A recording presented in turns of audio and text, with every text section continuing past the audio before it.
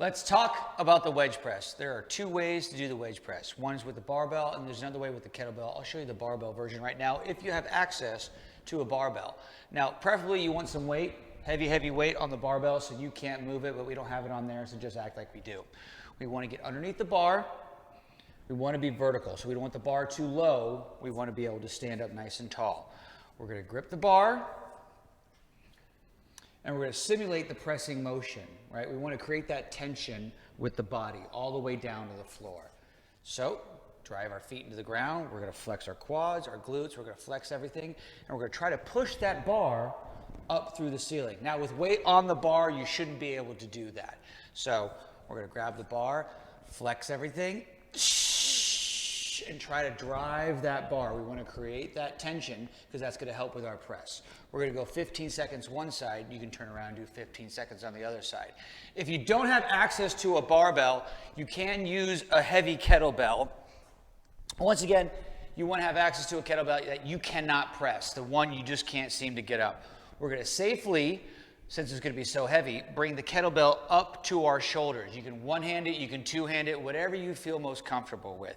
Generally speaking, most people like to two-hand a heavy kettlebell up to the press position. We'll grab the bell with two hands, up and around. Essentially what we're going to do with that heavy kettlebell, we're going to lock it in, strong wrist, nice and tall, and try to press that bell in the air, but we want to create that tension. Remember, when we're creating that tension, we don't want to, with our hips, we don't want to push those hips forward. We want to stand nice and tall. Heavy bell, we're going to press, try to press it in the air. We're going to hold it for 15 seconds. After 15 seconds, two hands on the bell, safely bring the bell down and switch sides. That is the wedge press. For this version of the rack hold, we're going to need two kettlebells.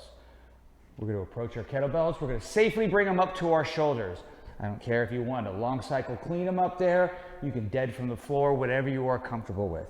We're going to grab two of our kettlebells. Bring it up and over. So when I rack those kettlebells, remember, keep them nice and tight. We don't want to flare those elbows. We don't want to push those bells out. We want to keep it nice and tight. We want to stand nice and tall, which means we don't want to sink into those hips. So we want to stand nice and tall. We're going to grind our feet in the ground, nice and tall, bells underneath the shoulders.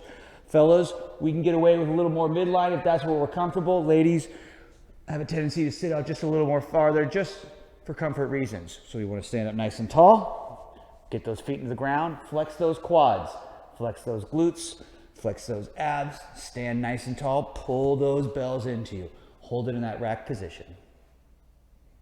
Kettlebell mid-pull. Now remember, we don't, with any mobility and movement exercises, don't want to go too heavy depending on the exercise. This is one of those exercises or drills you don't want to go too heavy on. You want to use a weight that you can control. So essentially, what we're doing is we're going to be swinging the bell and pulling the bell into us. We want to keep that elbow nice and tight. You want to act like you want to have a $100 bill or a $1,000 bill or $1 million bill, depending on who you are. You want to have that pinned against your body. If I flare that hand out or flare that elbow out, the money falls.